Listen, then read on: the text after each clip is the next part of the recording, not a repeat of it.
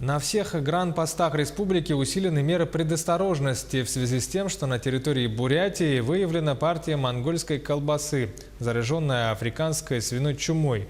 Поэтому сейчас ограничен ввоз на экспорт из Монголии в Российскую Федерацию продукции свиноводства, животных и кормов.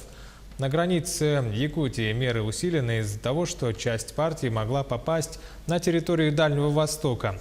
Эта болезнь является смертельной только для свиней. Для жизни и здоровья людей она не несет угрозы, но инспектора Россельхознадзора при обнаружении подозрительной партии монгольской колбасы просят сообщить об этом населению в управление.